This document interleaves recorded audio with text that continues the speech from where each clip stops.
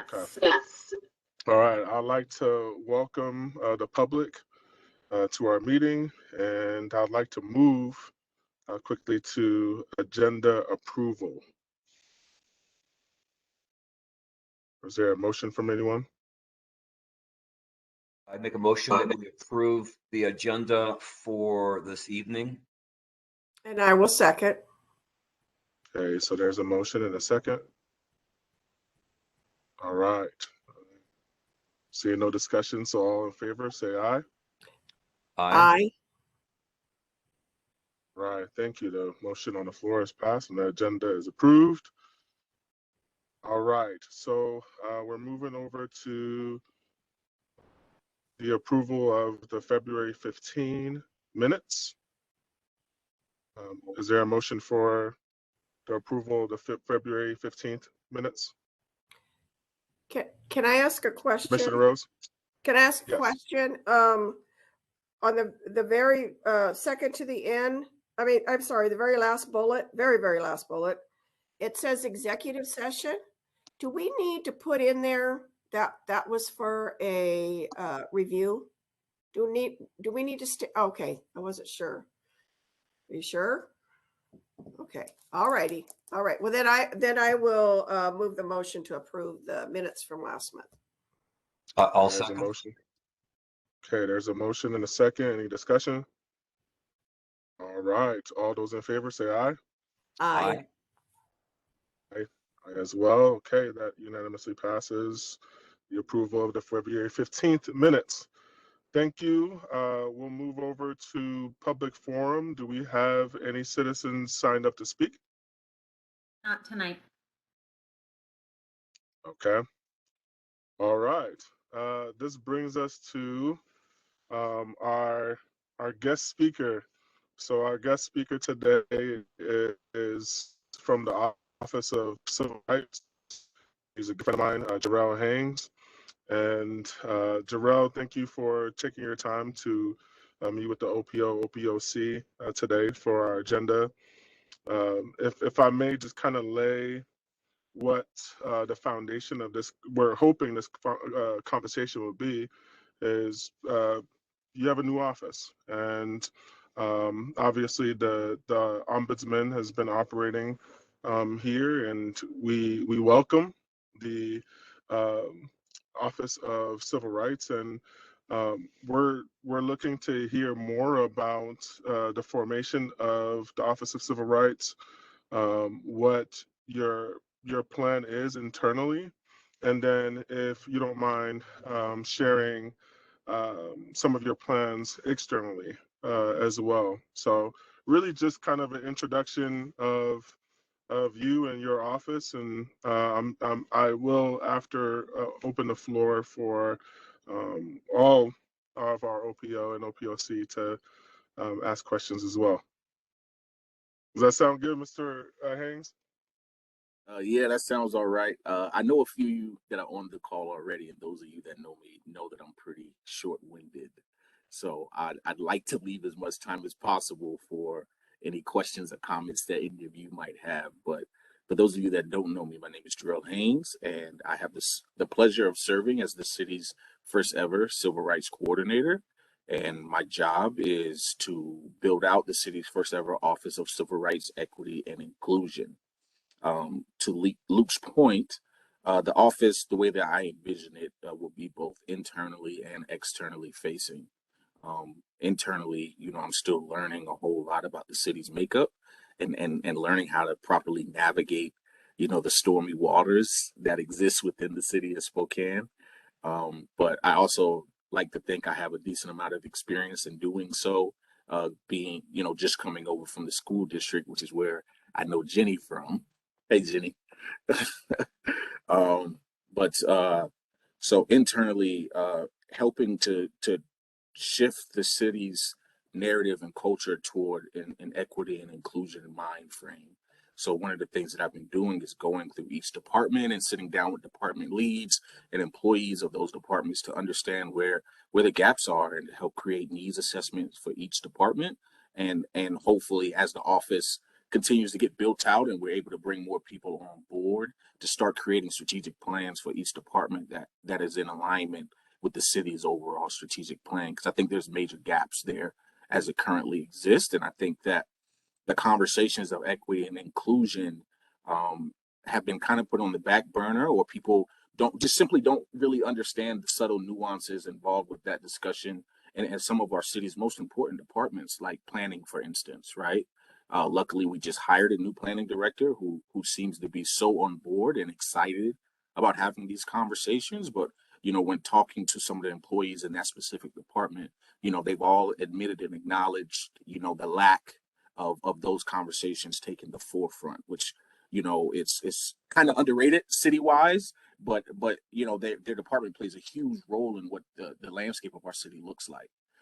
So also working with like HR department and our new business department as well to make sure that we're approaching conversations, hiring practices, how to retain people, even evaluating employees with an equity and inclusion lens, I think is drastically important. So just making sure that we can consistently, keep that at the forefront of all the work that we do, I think is important. One of the other things that I'm interested in doing is developing an equity index map for the city of Spokane, so that's something that people can start to reference whenever we talk about different opportunities that may exist for programs and work and resources to be adequately dispersed throughout our community. Externally, obviously community engagement is a big piece of it, but primarily, the role of the office and my current role as it is to respond to Title 18 complaints that people in our city may have. So Title 18 covers the three large topics of equal opportunity employment, housing discrimination, and public accommodation. So making sure there's no discriminatory practices for our residents that may have disabilities, whether physical or mental. There's a whole lot that could be unpacked in any and all of that. We also just picked up Title VI, which is making sure that there's no discrimination in the city's practices on any of the funds that they receive federally. So language access programming is a huge part of that also. And I'm just excited to be here so that we could try to build some kind of partnership with you all as, conversations span a wide array of topics, right? And I was just talking to one of our human rights commissioners today about how excited I was about coming and talking to you all this evening, as, some of you are probably aware of, the city and the police department and the school district kind of butting heads right now.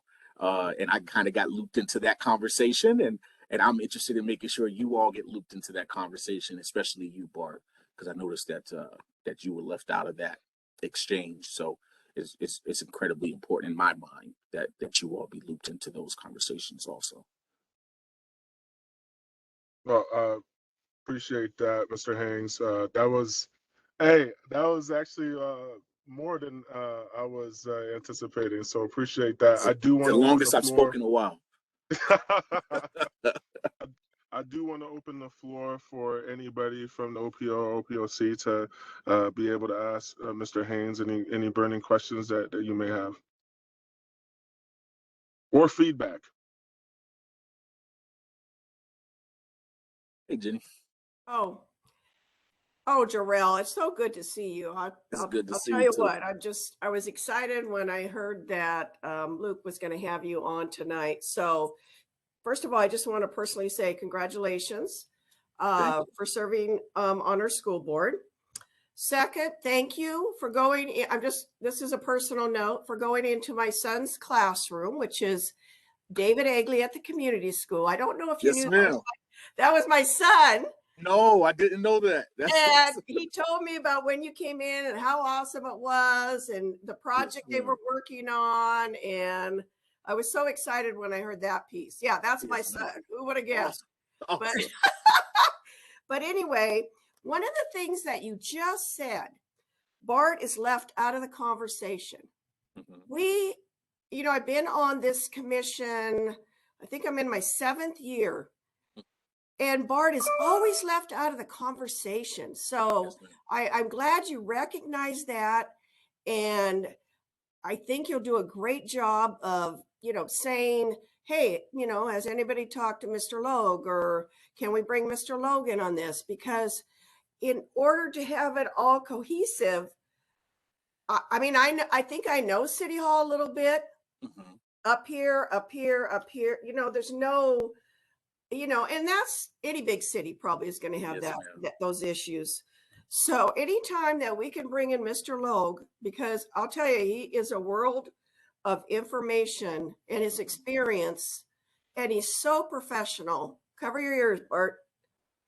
I don't want. No, seriously. I mean, he's just really a godsend. So thank you for that. Thank you. I Absolutely. appreciate that. So and thank you for being here tonight. Oh, thank you. Well, I'm sure that you, Jenny, along with Mr. Wilburn and Luke, all know that I'm a huge believer in collaboration and bringing Oh, people yes. together. Yes. And I like to think that, you know, the successes that I've had in life and work have always happened when we were able to bring people together. So Yes. without a doubt. Okay. Thank you. Thank you, Commissioner Rose. Anybody else? I have a question, Yes, sir. and it's hopefully a softball. If someone had a concern that would be appropriate for your office, how do they contact you? But I've been contacted a multitude of different ways. So by phone, email, even through the Spokane Human Rights Commission website.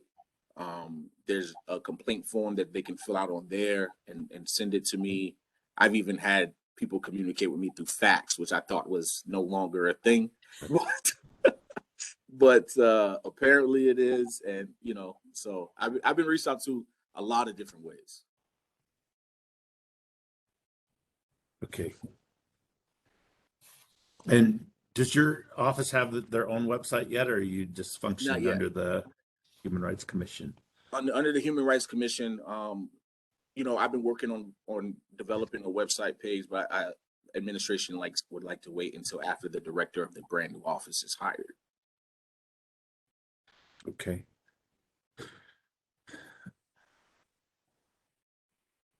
So you just said something that surprised me. You are not the director of the brand new office? Not yet. There's not a director just yet. Okay. So when I got hired in September. As a project employee, there was no office yet. And in just those few short months, in collaboration with the administration and the city council, we were able to get the city council and administration to agree to provide the funds to fund the first ever office.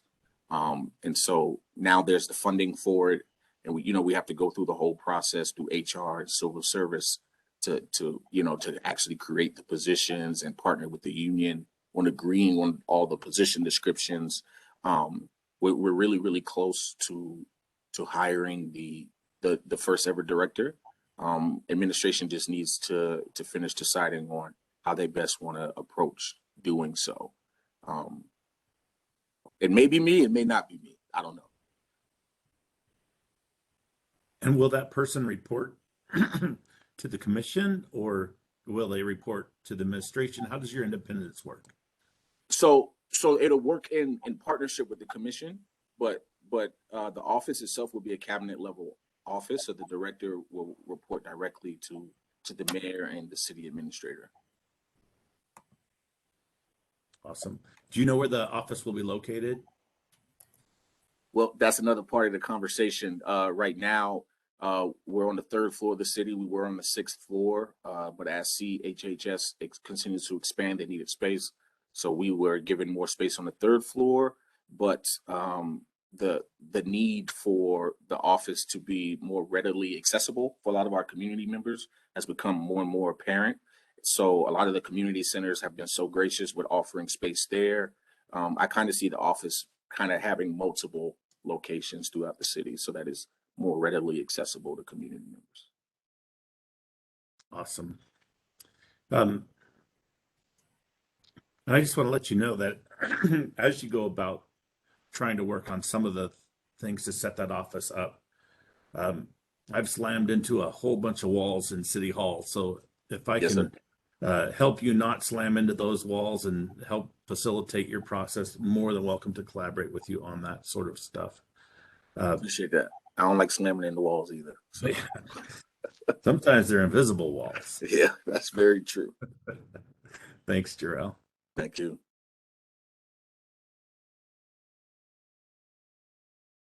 Yes, All sir. right. Any other questions from Mr. Smith, Commissioner Smith? Good evening, Mr. Haynes. Thanks for being with us today. And Absolutely.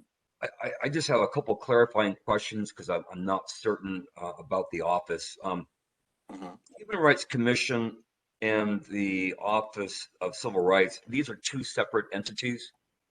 Yes, sir. Okay, I want to make sure I understood that correctly. And in the Office of Civil Rights, you have a commission with commissioners, and how many commissioners do you have? Right now, there are, I believe, 8 commissioners. And how are those commissioners selected? So there's an entire selection process. You have to apply for it and then interview with not only the executive committee of the commission, but the city council. And there's a whole approval process where city council and administration have to agree on the appointment of a commissioner. Okay. So I think they just appointed their 9th commissioner, which maxes out the commission. Yeah. And then I heard you mention Title 18, which includes employment, housing, disabilities. You may have mentioned another component that I might have missed it, though. Is it? Oh, sir. Public accommodation, housing, and equal opportunity. Okay. In those areas, are you seeing any problems or anything emerging that concerns you that you're able to describe in a nutshell this evening? You mean like any trends? Yeah. Yeah. Well, I think it's no secret that housing is has been the most heavily filed complaint so far. Mm-hmm. Okay. So that one's trending, at twice the rate of the other 2. Yeah. Well, echoing what Mr. Logue just said, I wish you the very best, especially as you navigate City Hall, and I would definitely take Mr. Logue up on his offer to assist in any way he can, because Lord knows he's gone through every rabbit hole that there is, and there's still some he doesn't know about. But anyway, I do wish you the best, and thank you for being here tonight. Absolutely. I appreciate the invitation. Thank you. Yeah.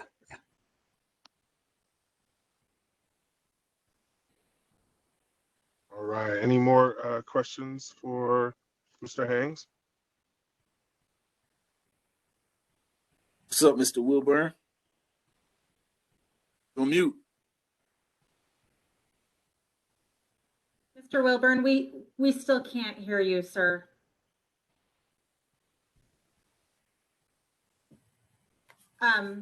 I sent you the phone number to call in. You can call in and still have your face and see everybody if you'd like.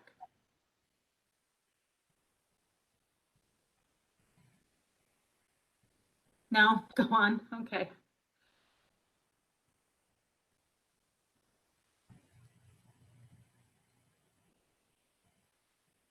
Okay.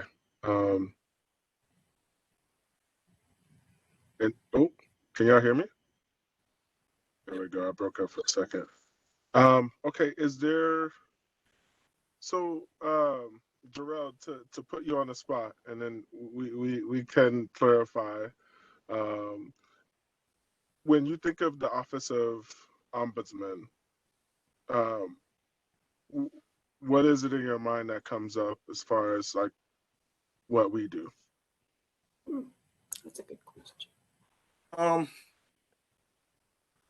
As police oversight, right? And I think I kind of consider y'all like the Civil Rights Department, specifically for law enforcement in the city of Spokane.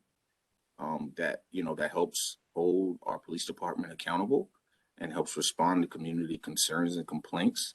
And correct me if I'm wrong, but help community members navigate through any official complaints that they may have, not just, residents or community members, but even organizations with any complaints that they may have with our police department.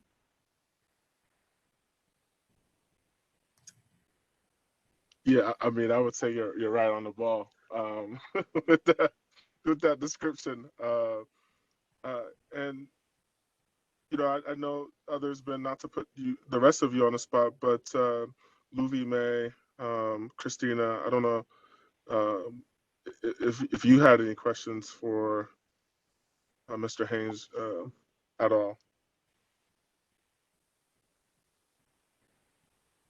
No. Okay. I don't have any questions. I think it'll be, I'm actually really excited to see how our departments work together. I think it'll be a seamless partnership where we'll be able to really bounce things off of each other. So I'm excited. I'm Christina, and I work inside of City Hall taking the customer concerns. So I look forward to working with you further, sir.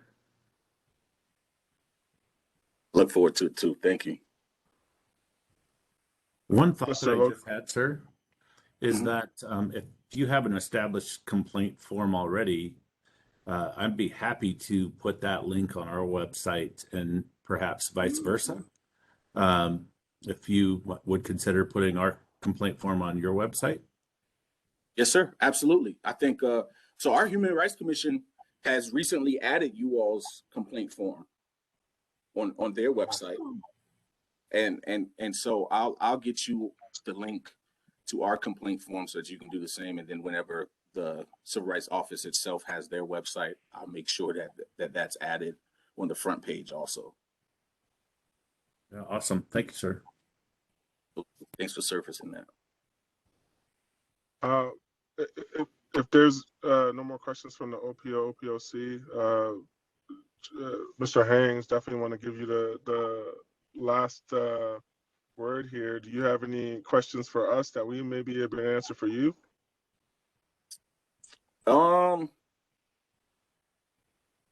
Yeah. How do you all see us best being able to partner?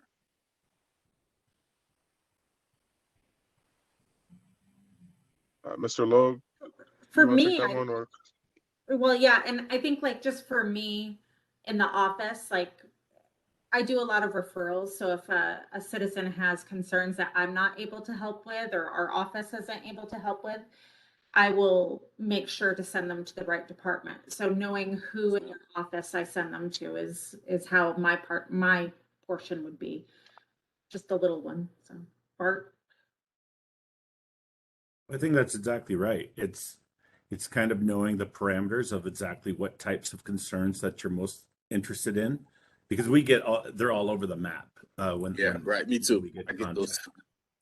and things that are appropriate for you to look at. I would definitely want to make sure they land on your desk first, and then I would say vice versa. If there's a complaint regarding the police department that might come through your office, I would appreciate being looped in on that, because we do provide oversight of all the IA investigations that they do over there. So it's kind of defining where everybody fits neatly. There's going to be some overlap, no doubt about it. And there's nothing wrong with that. So I think clear communication is the best way to go. And I really, really, really appreciate you coming here tonight. Absolutely. All right, anybody else want to answer that question from their standpoint? I was going to say that I could see, and correct me if I'm wrong, Mr. Logue, and Jarrell, at some point there might be a complaint coming in that both of you are going to have to deal with. I would like to. So, for instance, I mean, I don't know every single complaint we receive, but I could see where there could be a civil right complaint with the police department. I don't have any specifics, but at some point, can you two, Mr. Logue and Jarrell, see that? Like working together on that? Does that make sense? Yeah, it makes perfect sense to me. Okay. I think that there definitely could be situations that arise that will require that type of partnership to take place for sure. Although maybe unique in circumstance, Mm-hmm. I definitely could think of a few different scenarios where that could be possible. Okay. or I mean, we might be dealing with one right now with, the school district and Yeah. police department, right? That's Yeah. pretty unique scenario, I think, but I think, it's something that I think both of our voices being at the table of any discussions that take place in the future is important. I agree. I have one last question, and I don't know if this will be the right venue for it, but I'm interested in how the complaint process works with your department. So when someone calls, is there like a flow chart or a way that I can look at that and see just what that entails? Well, I do have a flow chart. It's not like out in the public or anything like that. Sure. It's yeah. So I could send that to you all if you would like. But essentially, I make initial contact with the individual, and walk them through, what their options are and what the next steps could be and what would need to happen in order to activate anything. So, but I don't consider it official until they've actually completed the complaint form itself. Anything before that is just, a conversation and someone exploring their options. I've had, several people choose not to actually officially file, and just get connected with the proper services and supports in our community. And that was more than enough for them. And then on the other hand, I've had quite a few people decide to go forward and file officially. And depending on the complaint, that activates different steps in the flow chart. And then, do you know what your governing ordinance is? Yes, I but can you probably look it up. Yeah, no, I can send that to you too. I can probably look it up in On Base. It's just, if you had it. Yes, ma'am. Sorry. No, it's okay. I did want to call attention in the chat. Commissioner Wilburn said that he is glad to, I'm paraphrasing here, see and hear from you. Same here, man. Ditto. It's always good to see a good old face. Not old as in age wise. Nice cover, sir. Yeah. Old, you were one of the first people I met when I, took the journey of being a school board member. And I always value, the lessons I learned from you during that time. So that's what I meant, old. It feels like a long time ago. All right. Well, Mr. Haynes, did you have any other questions for us? No, I just appreciate y'all so much for reaching out and inviting me here. Excuse me for not, doing so myself sooner, but being so brand new in this position, trying to check off all the different community organizations and stuff is quite the task, as I'm sure you all know. So I appreciate y'all for reaching out before I was able to make that step. So thank you so much for inviting me. Well, thanks for taking the time to be here with us, Mr. Haynes, and hopefully this is a long partnership where we could lean on each other, the Office of Civil Rights and the Office of Police Ombudsman, and we can do some great things for our community. So thanks again for Absolutely. joining us. You're free to to go, and Oh man, I got a lot of work. we'll talk to you soon. All right, bye everybody.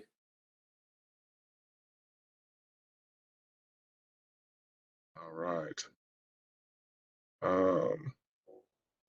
Okay. Well, thank you everyone for your questions, and I thought that was a great conversation with civil rights. Well, I guess the Office of Civil Rights member Jarrell Haynes. We're gonna move now. So time check at 6:01. We're going to move to the OPO monthly report for February 2022. Mr. Logue, take it away. Thank you, sir. As I was going through all of our notes on the month, it felt like you've heard a lot of this before, because the first half of the month was all annual report driven, for sure, prior to our last meeting. But in February, we were contacted 89 times. I was able to sit down 5 times with community members. We had 1 OPO generated complaint as well as 1 letter of commendation for an officer.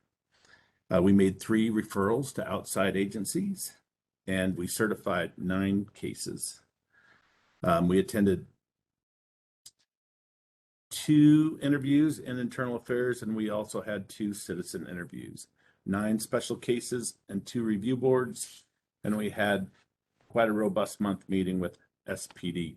Probably one of the more significant meetings that we had was in conversation with Lieutenant Wool, who used to be the IA lieutenant, but he's now out at the police academy. And Louis May and I had the opportunity to sit down with him and discuss his vision for the use of force review board and the collision and pursuit review boards. And it's actually pretty exciting. He's got a robust plan. He's taking some of our input into that, and we are looking to do a lot more tactical reviews and a lot more focus on what we might have been able to do better, instead of kind of just landing on whether it was in policy or not. Louis May has attended the last many review boards, and her feedback to me is that they are gaining much more emphasis on cases, and they're really taking a critical look. So good job on that to them. So again, in February, we spent the first half completing the annual report. Commissioner Smith and I had the opportunity to brief those reports to the City Council, which we did on March 7th. So you'll probably hear about that again next month, I guess, when we're going over March. I think we found out on Thursday that we were giving that brief on Monday. So that really pushed the motivation up quite high. And we're happy to get past that one. Christina was able to take a little bit of a vacation in February, and I began to get involved with the Washington State Criminal Justice Training Commission. I had 2 actual commission meetings that I was a part of. I had a chance to meet up with the director there. As part of that, I've become popular with some different groups around the state. I've had some phone calls from different police reform and advocacy groups. Got some emails from some police trainers. We got contacted by the ACLU. We were able to put together a letter to the Washington State Senate from the OPO in support of House Bill 1037, which went through. And NACOL committees also started up again in February. So they placed me on 2 committees this year. I am on what's termed the Internal Operations Committee, and that's a compilation of finance, strategic planning, and elections. And I'm also a member of the Advocacy and Support Committee, which is very similar to the one I was on last year as well.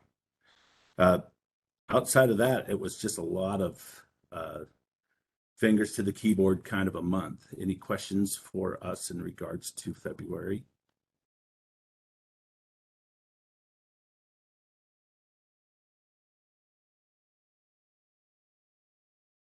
Hey, I am seeing no questions for Mr. Logue. Give it one more second. No, okay. So thank you, Mr. Logue. I did at this time, you all had a chance to speak to Mr. Logue earlier, and due to some family matters that Mr. Logue needs to attend to, I am calling to excuse you for the rest of this meeting, Mr. Logue. Thank you for your report. Thank you, sir. I appreciate the chance to leave early today. Thank you. Okay. Take care, sir.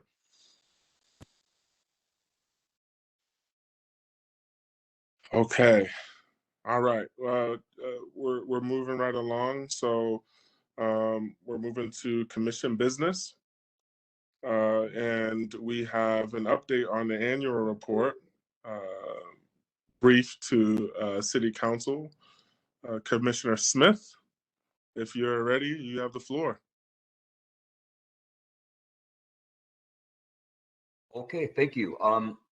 That was, I guess, a week ago yesterday, the LPO presented their annual report, and then because I was chair last calendar year, I presented the OPOC. A huge thank you to to Christina and to Louis May and Bart for their support in getting something organized for me to present, and then I put my due diligence in to report to City Council. I thought it went well. I basically just highlighted the fact that we had 17 closing reports, and from that came recommendations. No, I'm sorry, it was 9 closing reports and 17 recommendations. Did I have that right, Christina? I don't have my script in front of me. So anyway, I highlighted that. I highlighted the challenges that COVID continued to bring upon the OPO and the OPOC. Also alluded to the continuation of some frustration between Guild, who apparently has been negotiating for some time now. We wouldn't know that because we're given the information to know about what's going on, and that I expressed that in a pretty affirmative, direct way. I guess it's inherent that that the OPO and the Guild will never see eye to eye completely, 100%. I think it's just part of the nature of the business. But can never stop wishing that we can be heard, and I guess the city is also culpable in that as well. And anyway, I'll move on before I get too long-winded on this. And also spoke to the idea of the first floor accommodations for the OPO. Currently, it does not jive with what has happened to the first floor in the redesign. And so hoping that in the future, there can be an allocation for redesigning the OPO so that it's fits in with the scheme of everything else downstairs, but also speaks to security and to having confidentiality when the citizens are coming in to speak with the staff at the OPO. And so that was, in essence, that was pretty much the presentation that I gave. So there you have it. Thank you, Commissioner Smith. And I will say, so the next part of our agenda, I think we are going to get a little deeper into it. But does anybody have any questions for Commissioner Smith?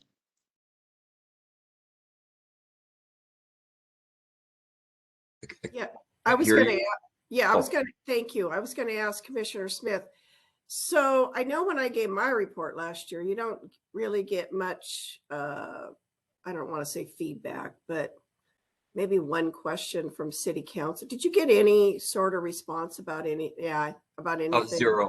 Zero questions. I think when Council President Beggs, concluded and made a segue into the rest of his meeting, he alluded to the idea he understands that things are not ideal or perfect when it comes to independent oversight.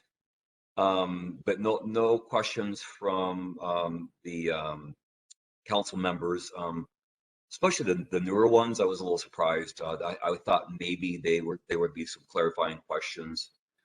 But then too, I think the OPLC presentation really did piggyback a lot on the OPO. Some of it was repetitive, but still, yeah, no, there's nothing. So did Bart give his the same time you gave yours, right? Bart gave his first. Okay, so was there any response to Bart's report? I'm trying If to you- remember. if you're trying to- Olivia, do you recall? I think there was. Kind of. So, yeah, so I'm having bad network issues, so I'm catching parts of the conversation. So pardon me if I'm not getting it all. But I think as far as questions that Bart got, I think there was a comment from Council Member Cathcart relating to kind of the positives that he mentioned. And last year, he said that would mention for the officers to know. And then there was some discussion about public records as well, about public records that were requested about the protest from 2020. Something about how his office requested them and hasn't received them yet, and then it turned into a who's getting records at first type thing, but that I don't think had to do with us. That's all I remember. There weren't really too many substantive questions about our report, though. Yeah. Thank you, Ms. Omana. Appreciate that. And so the OPO presentation, I would say, lasted at least 30 minutes. And then the OPOC presentation, mine was about 15.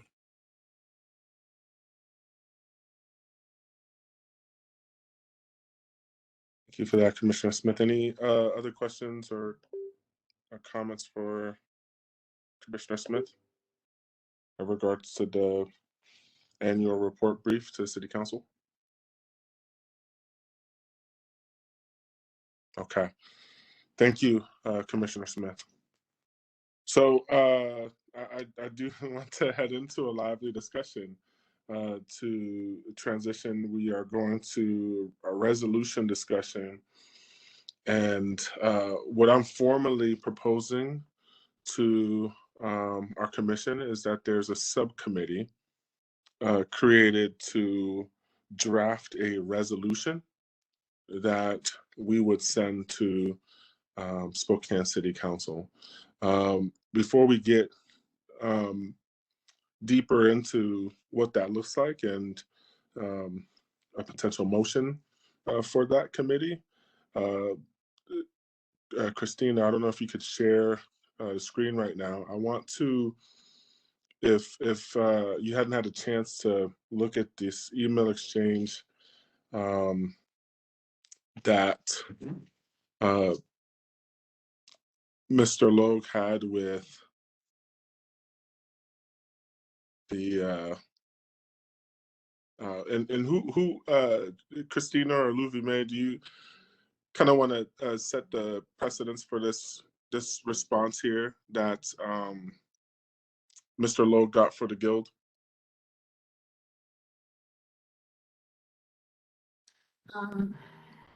I can briefly explain. So I believe what happened was that, so this email on the screen is from Detective Duncan. He is part of the police guild leadership. And I believe this was after viewing Bart's presentation to City Council and just some feedback he had after viewing the presentation of the annual report. Thank you for that. And can everybody see?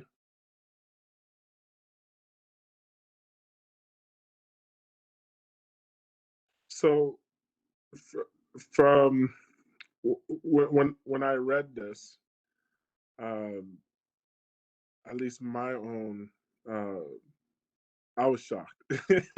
I I was shocked that this was in the email. This response was in the email, and I'm shocked that, from my understanding, the contract conversations are happening right now, and the ombudsman is not part, or the office is not part of this conversation.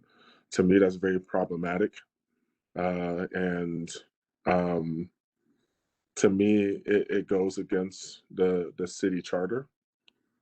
And I think in the heels of this email exchange, it gives us, I guess for myself, it gives me more fire to really write a resolution to the city, because we need to be able to do our job, and our job is, from my understanding, is police oversight. So that includes negotiations as well, and to be left entirely out of the conversation, to me, puts us similarly in the position we are now, as far as not, I mean, not really being able to report on what's really happening. And yeah, so as a commissioner, it's very concerning to me, and I'm bringing that to this overall group. I would love to hear any thoughts, comments from others here, both within the office and also commissioner, to see what your thoughts are, and where we go from here.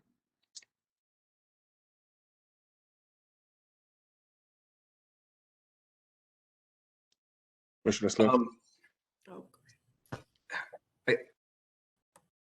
I did read the email prior to the meeting, and I don't want to negate some of the positives that are going on, but it's like, well, here's your little bone, and this is what you get, and be happy with it and shut up.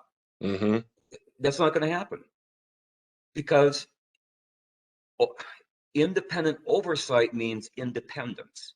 It doesn't mean that the guild negotiates in secret meetings and we have no clue to what's going on in those meetings. And to think that they're negotiating criteria and working conditions, and the OPO has zero say in that. And the OPO might get another little bone towards the end, just the day before the contract might get ratified. I don't know what year that's going to happen, but we're supposed to be grateful and thankful for what that's kind of the tone I got from the email. And it kind of, no, I'm not, I appreciate those little bones we're getting, but we deserve a lot more, because the Spokane citizens want more than that. And they said so in 2013. Mm-hmm. Okay, so that's my piece for right now. I guess what you're suggesting, Chair, is that a subcommittee may form to write a resolution expressing this consternation we're having. But City Council has heard it over and over and over again, and I can already predict what President Beggs is going to say. We got more work to do, but then again, perhaps a resolution would help propel some action instead of lip service. Thank you for that, Commissioner Smith.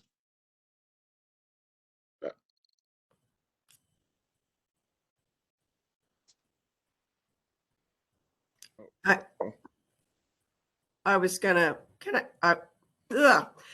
speak. This is a tough one. I'm gonna preface that I wish the OPO and the OPOC were never a part of the Police Guild contract. I'm gonna preface it by that. I don't think we should have been in there. if we're a complete independent oversight entity of the city. That being said, and Ladd knows this, negotiations with unions, between a union, I'll just say that between the police guild and the city is a whole different ball wax, because there are laws, there are perk laws. And as much as we want to be part of that negotiation, we can't. I'm just going to be blunt. We cannot. We cannot. But what should be happening is that BART should be involved, and I can't say in the negotiations, but on the sidelines, with the city asking him, will this work? Will this not work? Now, remember, I prefaced with, I wish to holy heaven we were never in their contract. But that was something the city did. And I know that when you're bargaining, you're going to take every little piece you can. That's part of bargaining. So I can't blame the police guild. I have to be honest. I can't blame them. You want everything you get when you're bargaining for your members. Yeah. But I do believe if we go ahead with this resolution, that somehow BART, Louie May, and Christine, they have to be involved a lot more, because I truly don't believe city council really knows what the OPO does. I mean, I think Council President Beggs does, because, he was our attorney at one time. He sat through many meetings with us, but everybody else, I really don't think they understand. They really don't. And if we're to be independent and do our own investigations, I mean, the whole ball of wax could be open. We need our own investigators. We've seen other police oversight have entities like that, which we don't. I mean, BART, Louie May, and Christina are doing all the work, all the investigation, everything. But the city has to step up to the plate and allow the OPO to be part of what is being talked about. BART, everybody is so professional. And I'll be honest, because I know Mr. Duncan is on here. I'll be honest. I've never, ever in a private conversation hear BART say anything negative about the police guild as a whole. There are rough spots, but he is so professional. Sometimes it almost drives me crazy, but he is so professional about what he does. And we just need to be a voice. But I'm sorry, we can't be in the negotiations. But certainly we can have a huge presence. And I'm sorry I went on. So I will stop.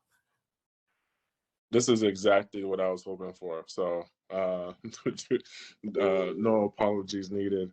And thank you, Commissioner Smith and Commissioner Rose, for just how upfront you are with your thoughts.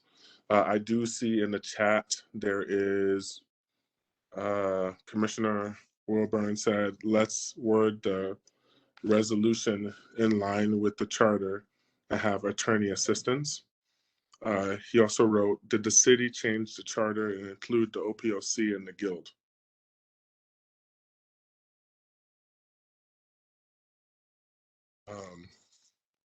If there's anyone that can answer that question. I'm not quite sure what he means. Well, the charter has not been changed. So I don't know, Commissioner Wilburn, is he still on? I don't know what you mean about the OPOC and the guild. We are not in, I mean, we're in their contract, which, like I preferenced, we should have never been. We should have never been. But once you remember, once something goes into a contract, you can't, it's hard to pull anything out. It really is. It's hard to pull anything out.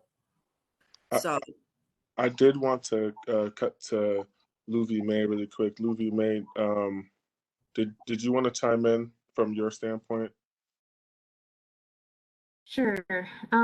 So a couple of things. I think in terms of the scope of the resolution, as previously discussed, I think the idea that we had talked about before was to request being brought into the process at some point before the end was done last time.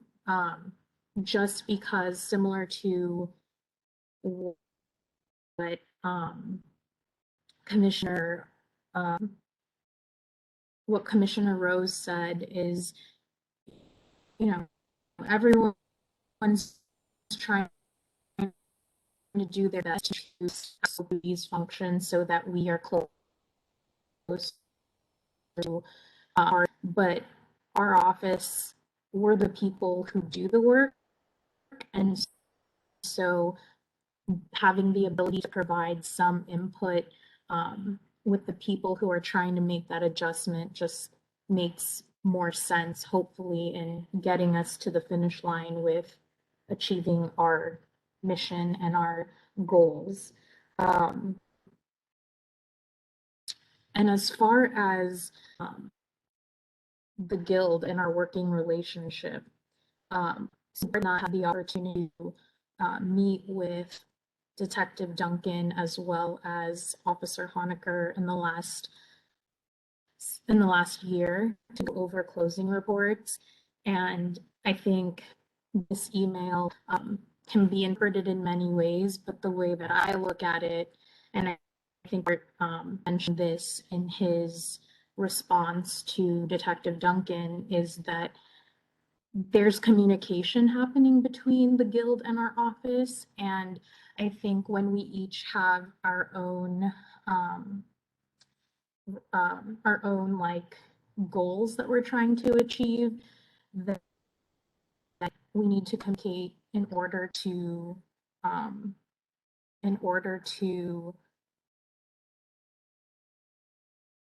clarify, you know, like what our intentions or what our statements mean.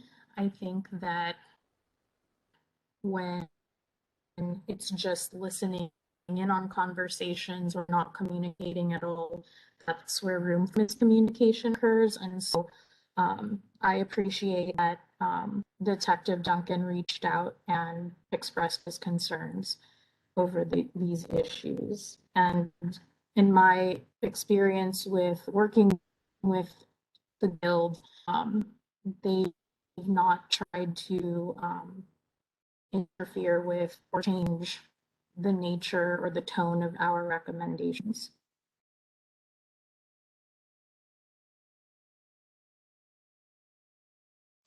Thank you for that, Luby May. And looking in the chat here from Mr. Duncan, I see the guild would have no issue if the city were to bring Mr. Logue to the negotiating table on this topic. So thank you, Mr. Duncan, for sharing that. Can I just say right there, what we just saw from Mr. Duncan, I'm going to be honest, I'm just going to put it out there. I think some of our issues are really with the city of Spokane. I really do. If Mr. Duncan is willing to have no issue with the city bringing Mr. Logan on the negotiating table on, you know, this, whatever topics that are agreeable, I really do think that the city is sometimes gets in our way. Sometimes I'm just going to be honest. Okay, whoever's listening, okay, I said it. So I really do. Because we're hearing, oh, the police guild doesn't want to do that, or the OPO doesn't want to do that. But really, when you look at it, they're willing, you know, it looks like they're willing to really work together. So let's keep that in the back of our minds about that. I'd like to piggyback on that. I agree 100%. I think the city likes to see the conflict going on between the OPO and the guild, because we will just cat fight each other. And I don't think the city is supportive of the OPO. I think there are numerous examples of ignoring and placating, and I really believe there's plenty in City Hall who don't give a damn about what the OPO does, and they're not supportive. There are those who are, but there are plenty who aren't, and I fault the city just as much for making this more difficult than it needs to be. And one final thing, I read Mr. Logue's response to Mr. Duncan, and I'm 100% in favor of what Mr. Logue stated. I thought the letter was thorough and to the point, and diplomatic, and I agree with you too, Jenny, that Mr. Logue goes beyond the norm of trying to be diplomatic and be a person of reason. And so but thank you.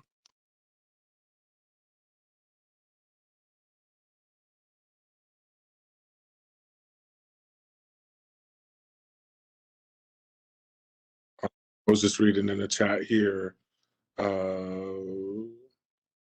It says from Commissioner Wilburn, is the charter negotiable or is it specific?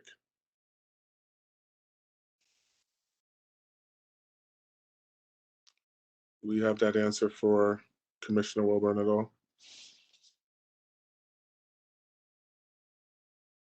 So as far as the charter goes, any changes made to the charter must be voted on by the citizens of Spokane, from my understanding. So that by like the mayor or the city administrator, it would have to go to a vote. Thank you for that. So with this topic here, thank you for the discussion, y'all. I don't know if there's any next steps. Is there? Mr. Commissioner Wilburn said concerning the city's ability to change it.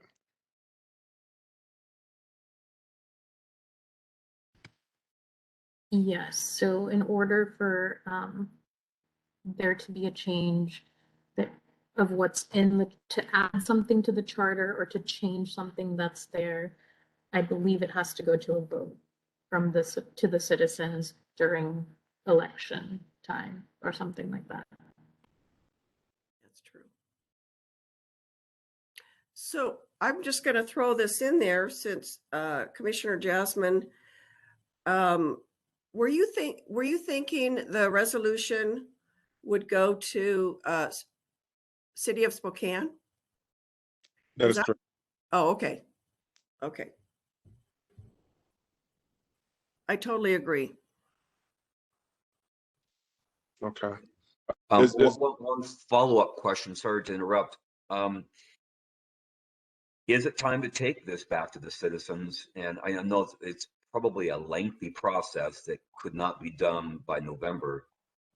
But if we're going to be stuck in this wheel of getting nowhere, maybe that's not true at this point. But maybe I think I saw on the agenda that we're looking for a time for the commissioners to meet and discuss future endeavors. Maybe we could look at that and just see if that's too big of a thing to tackle, or whether it's time to get that change, and let's do it through the voters.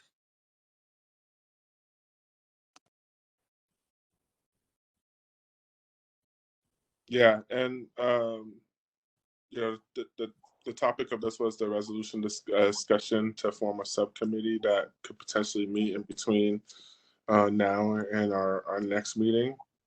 As far as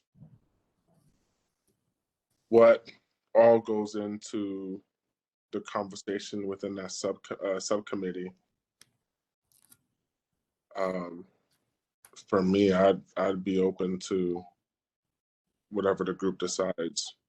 So am I hearing an appetite for a subcommittee, or are we on the fence? What are we thinking? Okay, I got a thumbs up for Commissioner Smith. Thumbs up from Commissioner. Okay, thumbs up from everyone. All right, perfect. How should we handle that, Luvi, May, Christina? Will you send correspondence to the commissioners? And is there an amount so that we can have for that meeting? Meaning Oh, we potentially couldn't have all of us, right? we could if it's a public meeting, yeah.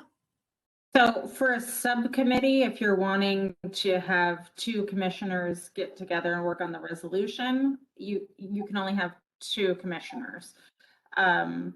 Retreat, we would need to make it a public meeting, like Jenny said. Okay. So, I mean, are there two commissioners that I think, oh, go ahead, Luvi, man. sorry. Yeah, I think the idea with the subcommittee was just to get like the thoughts on paper, because if it's a open meeting, then we have to do this like either WebEx type thing or an in-person. And I think it would be good to report back to the commission at large with what the subcommittee comes up with. But in terms of just putting the commission's ideas on paper, I think that the city would be like the fastest way to go about that. I did speak with Hannah Lee Allers from City Council. She's council president's staffer, and she provided me with a template of what City Council resolution looks like. And so basically you just have to fill in the whereas statements, which kind of are the reasons why you're leading up to the resolution that you make at the end. And then there's a filing procedure within the city that we will cross that bridge when we get there. But in terms of just getting the draft ready, I think the thought behind a subcommittee was just that it would be the like most efficient way to get that done. Thank you for that. Okay. I'm gonna start nominating unless do we have two commissioners that are willing to lead this combo? Okay, Commissioner Rose, there we go. Anybody else? I thought I saw Mr. or Commissioner Wilburn's hand go up. Commissioner Will, did you go up? Okay, perfect. Nice. Thank you so much, you two. So, Luvi, May, Christina, if you could follow up with them around that.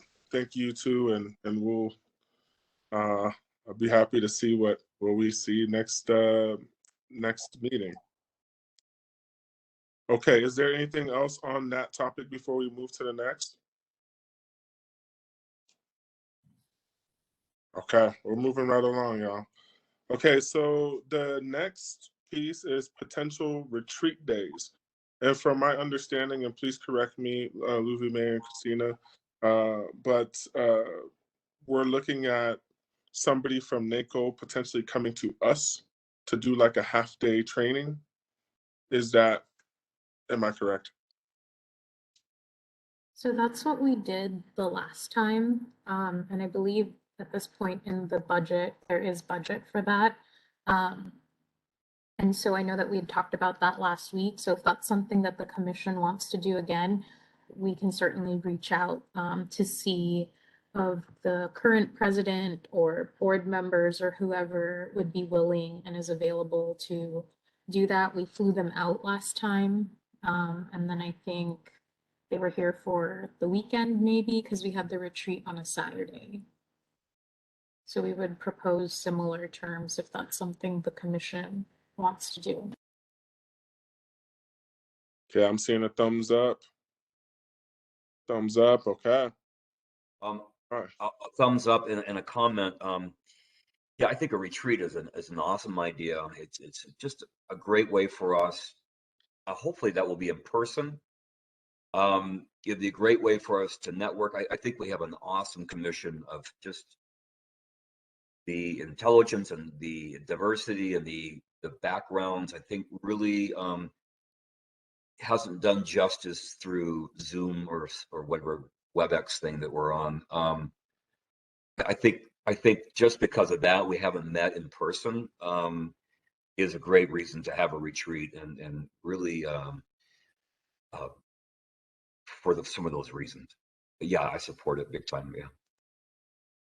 Thank you for that, Commissioner Smith. And I saw a lot of nodding while you were speaking, so I see general consensus there.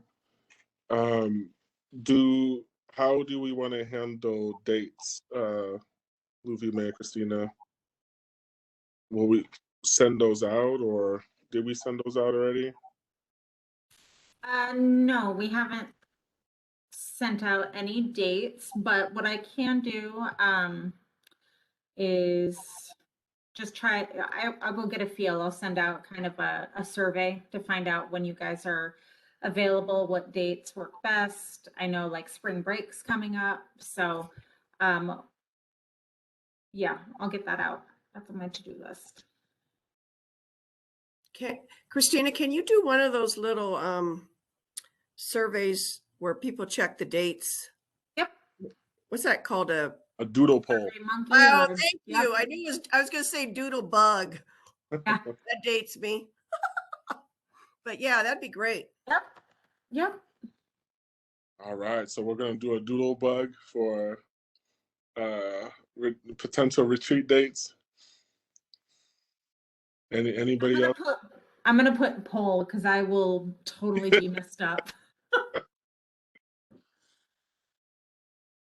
Okay, any other thoughts, comments, concerns around the potential retreat dates? Okay. Y'all always come to work. That's good. That's why I like this group.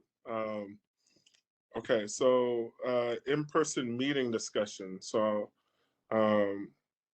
please excuse me, I'm assuming this is whether we want to convene our meetings in person. Yes, so we've usually taken the lead from the city council when it comes to meeting in person and not.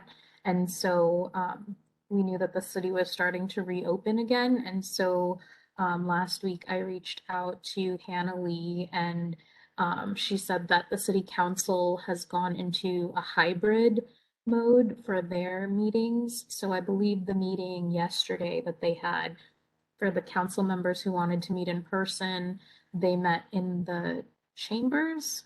It's the room with the dais. I forget what all the rooms are called. And then for those who were not ready to meet in person, they could meet, they would be like streamed in through WebEx. And she had some concerns about technology and like streaming WebEx to Cable 5, I think is the concern she had. But it looks like it's okay because they had the hybrid meeting. So if that's something that we're interested in doing, we need to move quickly to reserve that room, just because right now I think it's like the only room that is capable of that technology. There are other rooms that are potentially capable of it, but with a public meeting, it's like that's kind of the room that the public knows to go to for meetings. And so we expect that lots of other departments or commissions will want to use the room as well. So we just need to plan ahead if that's something.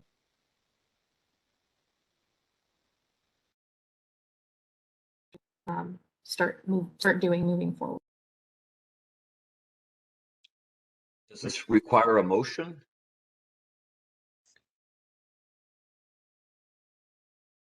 Do anybody know if we need a motion, or can this just be a discussion and move forward? You know, for I mean, do you have I a? don't think so. Yeah, I don't think so. I think it's just kind of,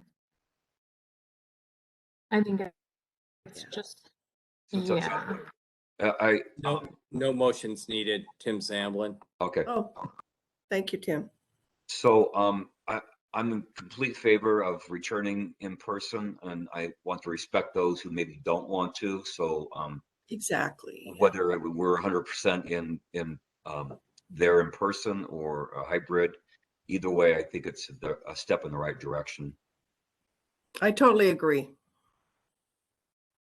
Okay. And What I can do as well is I can talk with Hannah Lee and find out kind of that process of a hybrid option, especially with Lily not being here right now, to see what all we need to do. But I'll go ahead and start trying to book the room. So, as of next meeting, it's up to you guys on that. Yes, yes, yes. okay, I'm hearing a resounding yes. All You- right. You know, no doubt this has been ultra convenient. I mean, it's going to Yeah. be a tough transition, but I really think being in person is just supersedes the convenience factor. Well, especially if we leave a hybrid for others. Yeah, I totally agree with you. Okay. Well, that's any other thoughts, comments about in-person meeting? Okay. Well, looks like I'll see all of you in person for our next meeting. The next topic that we have here on our commission business agenda is Commissioner Speak Out. Any commissioners have anything? Anything for the order? I think I've said enough tonight, so I will pass on speaker speak out. Thanks. I was just going to say the same thing. I've talked enough tonight. I will pass. Thank you, Commissioner Rose. And I'm trying to look for comments in the chat for Mr. Wilburn. I don't see anything. No, nothing.